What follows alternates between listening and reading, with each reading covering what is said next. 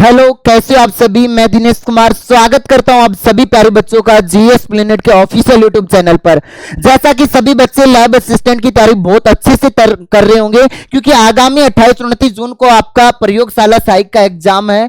लेकिन सिलेबस इतना बड़ा है कि उस सिलेबस को कवर करने में लगे हुए होंगे। सिलेबस को रिविजन करने का समय आप लोगों के पास नहीं है और सिलेबस भी बड़ी मुश्किल से कवर हो पाएगा काफी स्टूडेंट्स का, क्योंकि बेटा सिलेबस इतना बड़ा दिया, खासकर साइंस वालों का तो काफी बड़ा सिलेबस है और समय भी बहुत कम दिया। सिलेबस भी 2 महीने पहले आया और ये सारी चीजें आप लोगों के सामने पिछले लास्ट संडे को हमने ट्विटर पर सबसे पहले पूरे राजस्थान के अंदर आप लोगों की सपोर्ट के अंदर आप लोगों को सपोर्ट करने के लिए ट्विटर पर सुबह 11 बजे ट्विटर पर महाअभियान चलाया और जो हमारा लगभग कामयाब रहा। हमारी बात गवर्नमेंट तक पहुंची, लेकिन इस बार 29 मई को ट्विटर पर महाअभियान चलाना है। पूरा आर या पार की लड़ाई लड़नी है। इस बार जो भी चीज हो वो आर पार करनी चाहिए। या तो फाइनल दे दे कि भाई आपका एग्जाम 28-29 जून को होगा, या फिर पोस्टपोन करने की आपको एक डेट दे कि एग्जाम पोस्टपोन, ताकि क्योंकि स्टूडेंट जैसे ही बुक लेके बैठता है तो उसके माइंड में इतनी चीजें चल रही है कि एग्जाम पोस्टपोन होगा या नहीं होगा, होगा नहीं होगा। मेरे पास भी दिन में कम से कम 500-600 बच्चों के ऐसे मैसेज आते हैं, सर एग्जाम पोस्टपोन होगा या नहीं होगा, होगा नहीं होगा। ये तमाम तरह के मैसेज देखने को लगते हैं। तो मैं उन स्टूडेंट्स को मैं एक और चीज में बता देना चाहता हूं कि अब हम लास्ट प्रयत्न करेंगे और इसमें हमें उन सभी स्टूडेंट्स की नीड है जो बच्चे इस बार लैब असिस्टेंट में सिलेक्शन लेना चाहते हैं, जी तोड़ मेहनत करना चाहते हैं। उनको दिखाना है इस बार अपने माँ बाप के सपने पूरा करना है। और मैं ज्यादा टाइम नहीं मांग रहा हूं कि अगर दिनेश बोर्ड अगर मेरी वीडियो आप लोगों तक सरकार तक पूछ रही है तो हम और जो भी स्टूडेंट्स हैं वो ज्यादा समय नहीं मांग रहे, हम मात्र 2 से 3 मंथ एक्स्ट्रा मांग रहे, क्योंकि इस बार सिलेबस में एक तो सिलेबस देखो 2 तरह की चीजें अभी आ रही है आपके सामने। एक तो सिलेबस बहुत ही बड़ा है, दूसरी सबसे बड़ी चीज जो है बच्चों के सामने की 28-29 जून को कॉलेज के एग्जाम्स भी हैं। उसके अलावा जेई मेन का भी एग्जाम है। जो मैथ वाले स्टूडेंट है वो परीक्षा से वंचित हो जाएंगे। तो इस तरीके से परीक्षा की डेट दी है कि ना तो वो मैथ वाले स्टूडेंट्स इस बार ये साइंस का जो एग्जाम दे पाएंगे लैब असिस्टेंट का, ना वो बीए वाले बच्चे जिनके लिए ज्योग्राफी का इस बार सिलेबस दिया। और काफी कॉलेज के एग्जाम है तो बच्चे प्रिपेयर नहीं कर पा रहे हैं, क्योंकि देखो स्टूडेंट्स किस हिसाब से प्रिपेयर करना स्टार्ट करता है। स्टूडेंट्स हमेशा लास्ट ईयर जो एग्जाम हुआ था भाई, जैसे 2016 में लैब असिस्टेंट का एग्जाम हुआ था तो स्टूडेंट 2018 में जो प्रिपरेशन करने वाले थे 2016 के अकॉर्डिंग कर रहे थे।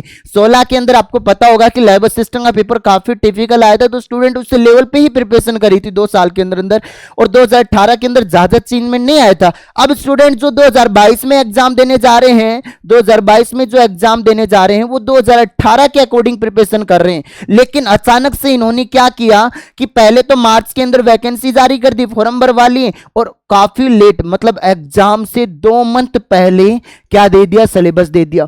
और 2 मंथ पहले इतना विस्तृत सिलेबस दिया दोस्तों, जिसके अंदर कोई टॉपिक का नाम ही नहीं दिया। एटलीस्ट अगर आप आरएस लेवल का एग्जाम होता है, ठीक है, उसके अंदर भी यूपीएससी भी अपने टॉपिक मेंशन करता है कि यहां से ये पूछा जाएगा। इन्होंने दे दिया साइंस वालों के लिए, मैं दुख समझता हूं बच्चों आपका, कि चलो एजुकेशन साइकोलॉजी दे दी। अब एजुकेशन साइकोलॉजी काफी बड़ी है, फिर भी हमारे सर ने, नयन सर ने आपके लिए प्रयत्न किया, करवाया, हमने भी कंप्लीट करवाया कि जितना हो सके उतना अच्छे तरीके से कंप्लीट करवाया कि इनसे बाहर क्वेश्चन नहीं जाएगा। एजुकेशन साइकोलॉजी दे दी, इसका कोई भी टॉपिक नहीं दिया। इन्होंने लिख दिया इंडियन जीके, साइंस वाले बच्चों के लिए इंडियन जीके लिख दिया, जिन्होंने 12th बेस पे ये एग्जाम है। और उसमें कहीं चलो सिलेबस में अपने सिलेबस में दे दिया इंडियन जीके, इससे कोई दिक्कत नहीं, पढ़ लेंगे, लेकिन एटलीस्ट ये तो मेंशन कर देते इकोनॉमिक्स के कौन से चैप्टर आएंगे, पॉलिटी के कौन से, ज्योग्राफी के कौन से, एनेसेंट हिस्ट्री, मिडाइवल और मॉडर्न हिस्ट्री के कौन से। चलो इंडियन जीके दे दे, ये भी कोई बात नहीं, वर्ल्ड जीके दे दिया। अरे वर्ल्ड जीके कौन सा पढ़े, क्या पढ़े वर्ल्ड जीके के अंदर? एटलीस्ट आप टॉपिक तो मेंशन कर दो कि वर्ल्ड जीके के अंदर महाद्वीप पढ़े या किसी भी देश की हिस्ट्री का वर्ल्ड हिस्ट्री पढ़े, ठीक है, वर्ल्ड की पॉलिटी पढ़े, क्या पढ़े स्टूडेंट्स बिल्कुल कंफ्यूजन के अंदर है। कोशिश कर रहे हैं अपने तरीके से पढ़ने की कोशिश कर रहे हैं कि हाँ हम तैयारी कर रहे हैं बस एटलीस्ट दिखाने के लिए, लेकिन अंदर से जो एक कॉन्फिडेंस आता है ना कि इस बार फोड़ देंगे, वो कॉन्फिडेंस किसी भी स्टूडेंट्स के अंदर देखने को नहीं मिला। क्योंकि मैंने खुद पोलिंग करवाई अपने चैनल को पर, GS planet institute YouTube channel पर, जिसमें से दोस्तों 78% बच्चों ने कहा कि सर एग्जाम पोस्टपोन होने चाहिए। लगभग 9100 बच्चों ने पोलिंग कर दी। उनमें से और भी बच्चे जो मतलब कई इग्नोर भी कर देते हैं क्योंकि जिनको कोई मतलब नहीं होता, ठीक है बढ़े तो ठीक है, नहीं बढ़े तो वो लोग हैं जो धरती के ऊपर जीने के लिए पैदा नहीं हुए, सिर्फ खाने के लिए पैदा हुए हैं। ठीक है, जिसको जिनकी जीना नहीं, बस खाना मिल जाए ठीक है, जैसा मिल रहा है वैसा ठीक है, उनको कोई मतलब नहीं दुनिया में क्या चल रहा है। ये वो ही 22% स्टूडेंट है जिनको ये लगता है कि एग्जाम पोस्टपोन। मैं एक्चुअली मैं बता दूं किसी भी स्टूडेंट की इतनी अच्छी तैयारी नहीं है, मैं जानता हूं क्यों नहीं है, क्योंकि सबसे बड़ा सिलेबस का सबसे बड़ा कंफ्यूजन और बहुत कम 2 मंथ के अंदर। आप खुद देखो बच्चा, आप अगर साइंस प्रिपेयर करो, ठीक है साइंस कर लिया आपने, साइंस में आपके कितने यूनिट्स दिए हैं? आपकी कम से कम 16 यूनिट बायोलॉजी की है, 10 यूनिट फिजिक्स की है, 10 यूनिट केमिस्ट्री की है। अब 16 यूनिट को कवर करवाने के लिए आपको मिनिमम 200 घंटे चाहिए। मैंने 150 प्लस आवर्स पढ़ा दिए, अभी भी 50 आवर्स बायोलॉजी पढ़ाने में बाकी है। हमने फिजिक्स कंप्लीट करो, केमिस्ट्री कंप्लीट करवा दी, ये भी तो बेटा 100 घंटे की है आपकी मिनिमम। 150 और 2 से कितनी हो गई आपके? 400 साढ़े 300 घंटे हो गए। ये तो साइंस है, सेकंड पेपर सब्जेक्ट का जो मेन आपके, जिसमें 100 एमसीक्यू आएंगे और बाकी आपके 100 क्वेश्चंस जो आएंगे, जिसमें से इंडियन जीके अगर आपको पढ़ते हो मिनिमम, तो मिनिमम 300 से 400 घंटे इंडियन जीके पढ़ने में चाहिए आपको, अच्छे तरीके से कवर करोगे तो। ठीक है, तो कितना समय मांगती है चीजें। राजस्थान करंट अफेयर दे दिया, राजस्थान जीके दे दिया, जो इंडियन जीके से महाभारत है चलो पहले दे रखा था, लेकिन सिलेबस इतना वाइड सिलेबस दिया है जितना किसी सिविल सर्विसेज के एग्जाम में भी नहीं होता। अगर होता है तो उसमें टॉपिक एटलीस्ट मेंशन तो होते हैं। ठीक है, तो ये लास्ट पर्यटन है जीएस प्लेनेट इंस्टीट्यूट और जीएस प्लेनेट की टीम की तरफ से और आप सभी विद्यार्थियों की तरफ से।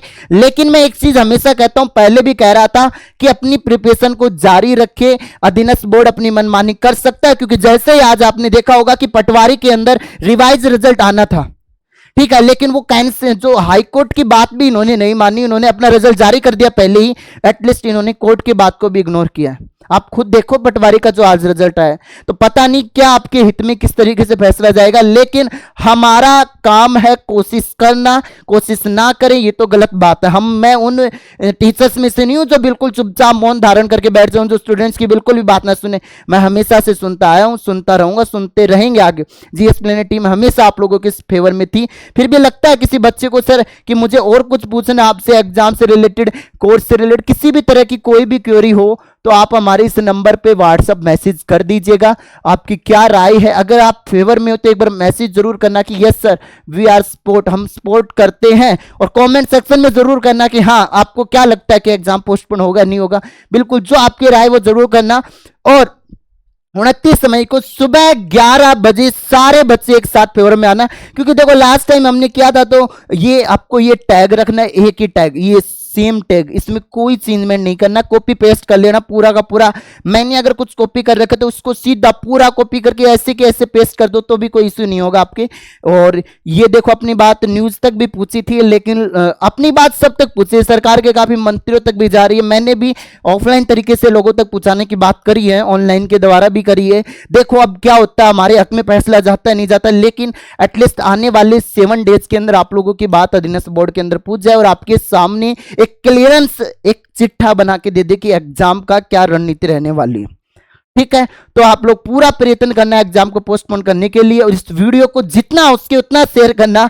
मुझे आप लोगों का साथ चाहिए, जीएस प्लेनेट को आप लोगों का साथ चाहिए। तो ये एक बार आप इसका स्क्रीनशॉट ले लो सारे बच्चे। सुबह महाअभियान, मैं देखो इसको थोड़ा सा क्लियर कर देता हूं, इसका स्क्रीनशॉट ले लो, ये ही टैग लगाना आप लोगों को। फिर भी किसी बच्चे का कोई भी इश्यू होता है, मैं दोबारा नंबर लिख रहा हूं, इस नंबर पर मैसेज कर देना।